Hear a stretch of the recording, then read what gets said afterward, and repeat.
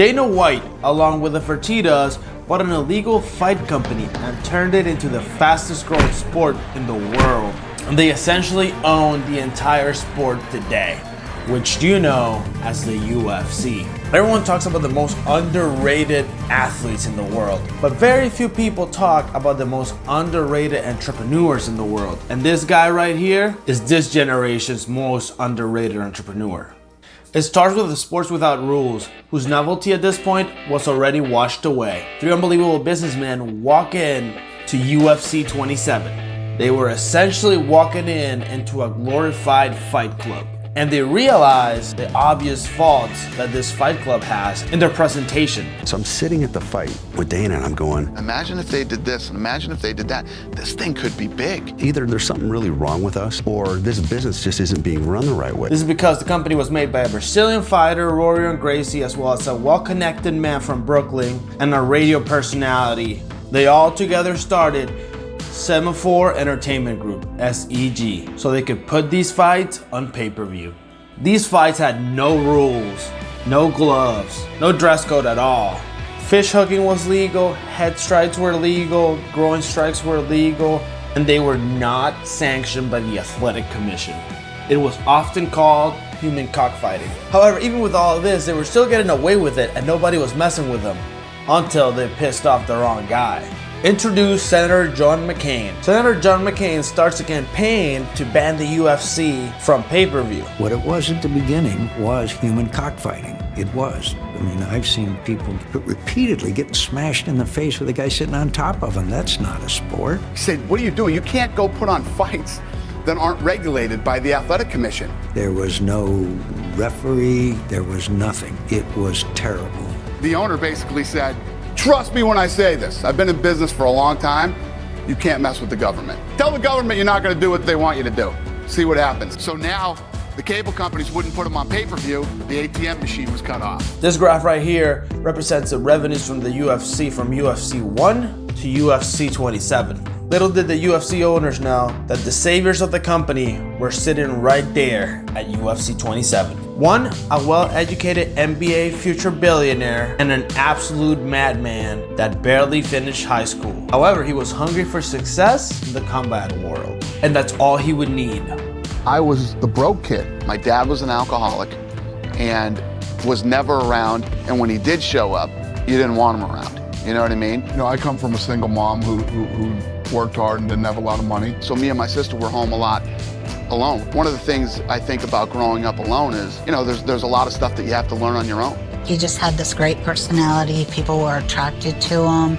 They wanted to be his friend. They like hanging out with him. You went to school with Lorenzo, your partner now. Me and Dana go way back to the time we were like 14, 15 years old. Knew each other all through high school. I got kicked out of high school a bunch of times. I was just never a school guy. I mean, Dana has a high school education and that's it. I was a bouncer. I did paving. I worked at the Four Seasons as a bellman. My mother used to tell me that I was going to be just like my father and not amount to anything. And I was going to be pumping gas into my friends' cars. You know, my mom did a lot of shit like that. And I'm not saying that that's what drove me, but that didn't hurt. I always knew I wanted to be in the fight business. Half the battle in life is figuring out who you are and what you want to do for the rest of it. I was literally standing in the lobby one day and I'm like, what the hell am I doing here? And I walked out the front door and one of my good friends, who was the doorman, says, what are you doing? I said, I'm quitting. He's like, what? What are you gonna do? I said, I want to be in the fight business. He said, that's the dumbest thing I've ever heard in my life. After high school, you know, kind of parted, went our own ways. I went off to college. He went off and did what he did in Boston. Today I'm actually in there teaching a class and these guys literally walk right into the middle of the class. And they're like, hey, we need to talk to you. And I said, I'm teaching a class here. And they're like, we need to talk to you outside. They start asking me if I know who they are, and I don't. When he walked down the street, the sidewalk shook. We're talking about the notorious mobster James Whitey Bulger. He was the inspiration for Jack Nicholson's character in the movie The Departed. Heavy lies the crown. Sordidly. Johnny Depp also played him in Black Mass. 3 words that describe Whitey Bulger. Stone cold killer. That's Southie, where he did most of his crime. He murdered people there, he buried people there, and he went to sleep there. Whitey Bulger had a guy who worked under him, and his name was Kevin Weeks. Yeah, they wanted $2,500 from me. 21 years old, you might as well ask me for $25,000. Right. I didn't have $2,500. What do you do? I ignored him. I didn't do anything. You know, I tried to avoid him for a while, and you can only avoid that shit for so long. And Months went by, and one day I got a call at my apartment.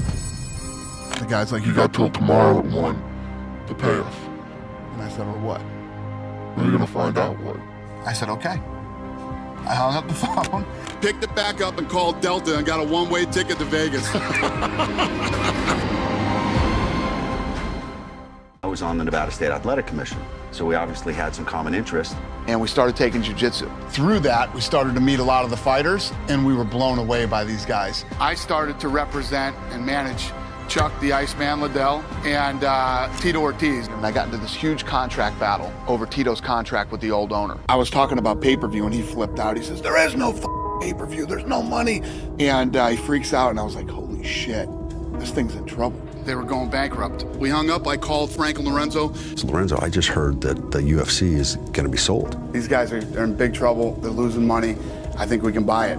So I called Bob, literally cold called him, and he was looking for somebody to put up $1 million for 50% of the company. I ended up calling back and just said, look, we'd be interested in doing the deal, but we want to buy the whole thing. And a month later, we owned the company. And they would go on to buy the UFC under the parent Zuffa, which means to fight in Italian. The Italian inspiration probably had something to do with where the funds came from, but I digress. And Zuffa's first employee would be Dana White, and he would get a 10% stock in the company. My office was a broom closet with a telephone when we started this thing. Everybody they had, all these smart guys and all these geniuses that came from Harvard and everywhere else, hated this thing. However, Dana's vision, being the biggest sport in the whole world. Do you agree with Dana that MMA will one day be the biggest sport in the whole world? I do, I really do, and I know that sounds crazy. You want to be bigger than the NFL. That's going to be hard. Well, not on a global basis.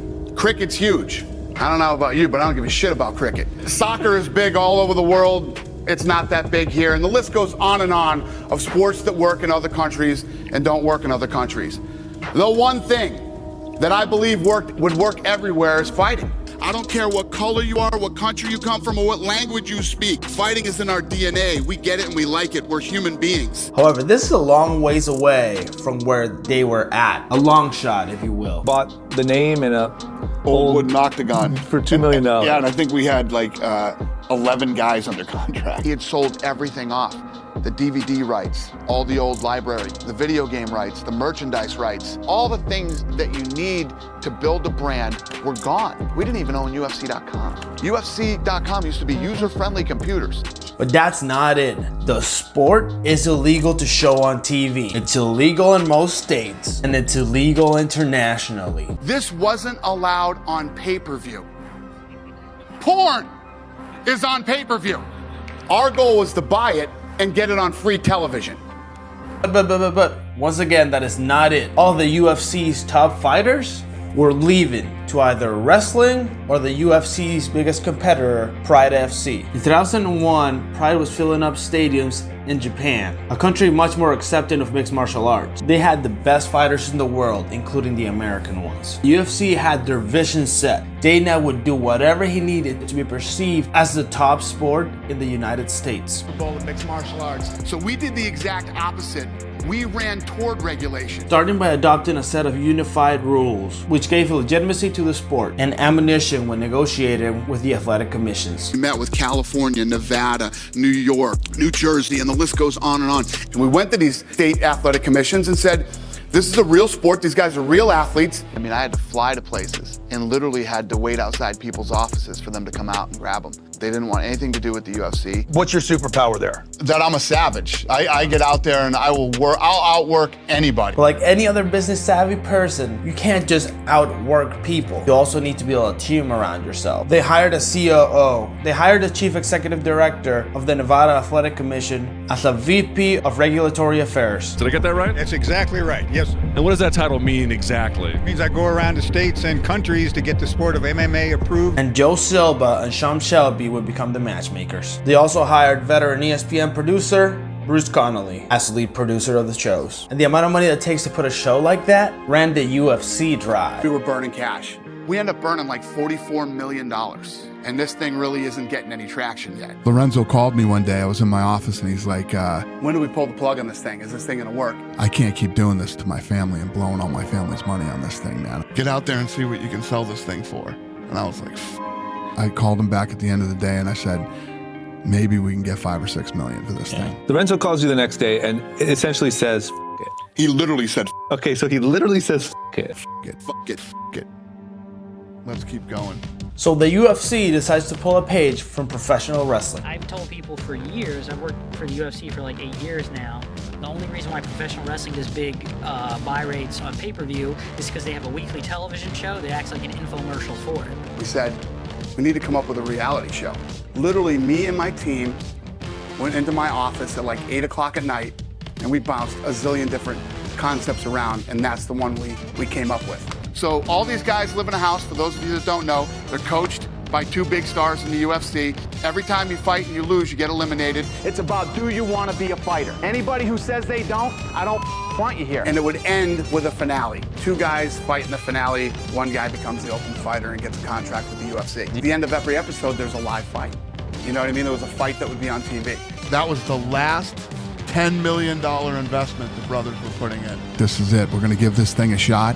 If it works, good. If it doesn't, that's a wrap. It's over. So we're $44 million in the hole, and we're out trying to pitch this thing to television. We were literally begging everybody to take us on TV. We couldn't find anybody. They're terrified to put this thing on. That's the other thing. In the television business, nobody has any balls. We ultimately found Viacom Spike Network, calling themselves the Men's Network.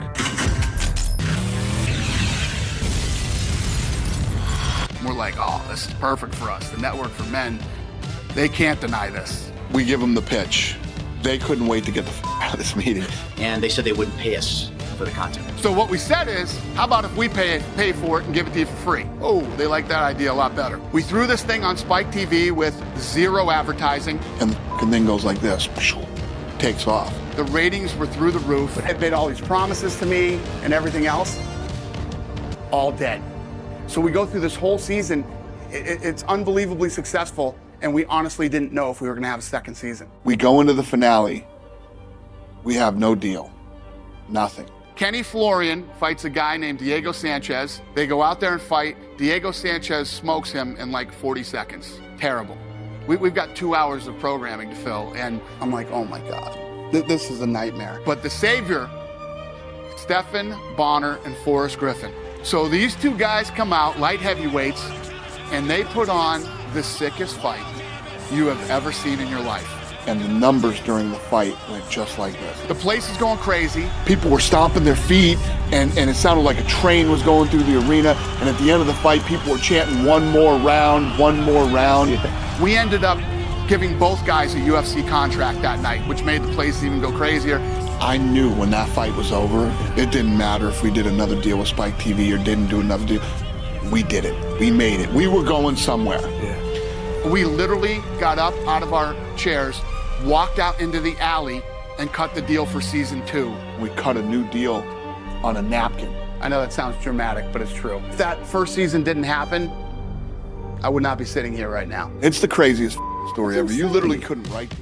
After that success, Spike TV doubles down in the UFC programming, getting another 3 TV shows. And they would finally get a video game. And when they did this, they achieved a self-sustaining feedback. You attract, monetize, immerse, and extend. Now, the only problem with this system, you always need more and more content. And at this point, the UFC was still a very small operation. However, the mob came and saved them. Here's how it happened. In Japan, the rumors started going around that the Japanese mafia would use Pride FC to launder money by betting on fights and then rigging them. When the cable companies heard this, they made sure to cut all ties with Pride FC, and Pride goes bankrupt only a year after. And you wouldn't guess who buys it. The UFC, and they acquire all library and fighters. They would set a plan to destroy all other competitors because they would put old fights on free TV, essentially giving the consumer 2 options. You can pay $40 for this pay-per-view of a lower tier company to the UFC, a secondary company.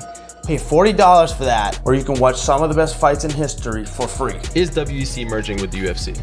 Yes. UFC has purchased Strikeforce. Is that true? That is true. Dana keeps buying any competition that arises, and so building a huge library of videos and fighters, which helps them run even more and more people out of business, feeding into the loop. So now they had too much content, but Dana's biggest goal comes to fruition. They strike a deal with Fox, signing with another media giant. Fox is the #1 network in the country. And all those people out there that thought I was a lunatic 10 years ago when I said that this was going to be the biggest sport in the world. Some still do. Some still do. However, another media giant would come to take them down. You ever hear of John Skipper? No. John Skipper ran ESPN. Hates UFC. Hates it. Hates it. Let's talk about Fox Sports. Okay, so these guys have just launched. We're happy. We like competition. It's fun. They released an Outside the Lines episode attacking the UFC, most specifically attacking their fighter pay. Or ESPN hates this sport. They won't even cover it. They're dirty. They're dirty. They lie. And they never really give you all the facts. Following it with an antitrust lawsuit, essentially meaning that they were sued for being a monopoly. Multi-billion-dollar antitrust lawsuit it's currently facing from former UFC fighters. We filed this case in December of 2014 on behalf of a group of mixed martial arts fighters who fought for the UFC. The government came after us and called us a monopoly. I do believe they have a monopoly. I don't know how anyone could think they don't. The lawsuit claims the UFC, quote, engaged in an illegal scheme to eliminate competition. I mean, anyone that starts to even be up and coming at all, they buy them out or they drive them out. That allows it to pay fighters, quote, a fraction of what they would earn in a competitive marketplace. We're spending, $7-8 million a year trying to defend ourselves from the government as a monopoly. The UFC goes ahead and hires the best lawyers, and it works. The government drops all the lawsuits, and the UFC is free to keep expanding, this time internationally. However, it's not just that easy. To expand into new markets, you need a local hero more often than not. GSP expanded Canada, Michael Bisping expanded the UK. We've done fights in Australia, all throughout Europe. In Scandinavia, Italy. We're doing Poland this year. To do the first event in the Middle East is very, very thrilling. 2 years ago, we did 1 fight in Brazil. Last year, we did 3. We'll do 7 this year and 9 next year. We're very bullish on what India can be. We just put on an event over in Macau. It was the most successful event in the history of Macau. We break the arena records with ticket sales. It's usually us and the Rolling Stones. Abu Dhabi now is a partner. These guys are 10% partners too. Ireland. Those fans feel like you're neglecting them. What's going on there? What's up, man? UFC, man. Yeah, thank you very much. Conor McGregor expands to Europe. Ronda Rousey expands the women's division. And Wei Li Cheng opens China. And finally, after years upon years of work, Mark Radner gets the UFC legalized in New York. Passing the bill. It was a long time coming. I think this really completes the journey for MMA. An 8-year gestation period? Is that what that was? That was exactly right. And so this is the baby, and now we'll have the big coming out party November 12th. The big moment for me was at the Garden when Conor is fighting Eddie, and the excitement, the crowd, the energy. That was the special night. The UFC was undeniable at this point. There's nothing that could go wrong with the business. However, sometimes in business, the happiest moments are not the most profitable. And there is always an opportunity to make more money. And they sat me down and said, we're gonna sell this thing. And I didn't believe it was gonna happen at all. These are my best friends. We'd done it together. And I went up into a hotel room and didn't come out for a few days. Wow. Didn't sleep, didn't eat, and Lorenzo had to come get me out of there. Lorenzo looked at me and he says, dude, I'm done. Be happy for me. And then I got it. And sold it for? $4.025 billion. The transaction was the largest in sports history. It was bought by Ari Emanuel. But there's a problem. Ari had to borrow $1.8 billion to buy the UFC. And the UFC acquired $2.3 billion in debt. The interest rates alone on this loan are $98 million a year. Not cheap at all, but admittedly, the UFC could afford it. But there was still an issue. They were in their last year of their contract with Fox. Our Fox deal is up, and we're probably not gonna end up doing another deal with Fox. John Skipper's never, ever gonna take the UFC. So we're in a real tough place. Here's a shocker. New details revealed about the resignation of the former president of ESPN. John Skipper's cocaine dealer is going to rat him out. What? He says he resigned because his drug dealer tried to extort him. So he has to step down from ESPN right at the time that we're trying to make a TV deal. So UFC is going to be on ESPN now. Yeah. No more Fox. No more That's Fox. done. The UFC on ESPN. We just did a deal with ESPN for $1.5 billion. And now the company's worth $7 billion. It seems like they've made it. They only have to put 42 shows a year, which they've been doing easily, for the next 2 years, and that secures you $1.5 billion. But timing is key, and the timing of this deal couldn't have been worse, because the deal extended through 2020. Was the toughest thing I've ever had to navigate in the history of this company. And if you look at where we came from, that's actually saying something. Dana calls me up. He said, get me an island. I said, what? He said, get me an island. Fight Island. Now, is that a clever name? No. Is it the perfect name?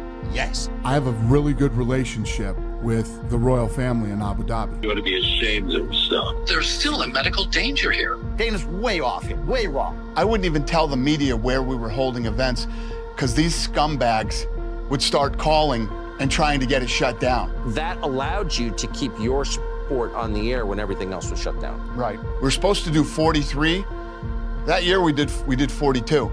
We gained a lot of fans because there was nothing to gamble on. So sports bettors started betting on UFC. When other people weren't playing, our fan base grew 46%. We're now one of the top 4 sports in the United States. The Big Four has changed. Exactly. The Big Four has changed. And even though they will deny it, they hold a monopoly over the entire sport. And it keeps getting bigger as they merge with the WWE to form TKO Holdings, a company accused of monopoly in the pro wrestling industry. They would only really need boxing to have a monopoly over the entire combat sports world. And who knows, that might be their next step. But someone that had a monopoly in the 80s through the 90s was promoter of Ali and Mike Tyson, Don King. And what he did to them and how he screwed them over is unbelievable. So go ahead and click this video right here to see how Don King was scamming boxers out of championships and millions. I'll see you in the next video. See ya! Ballin' now, skirt down, all of these diamonds sold. Bought them for me, but they're yours now. You could drink it, but take it slow. Ballin' for you, falling for you.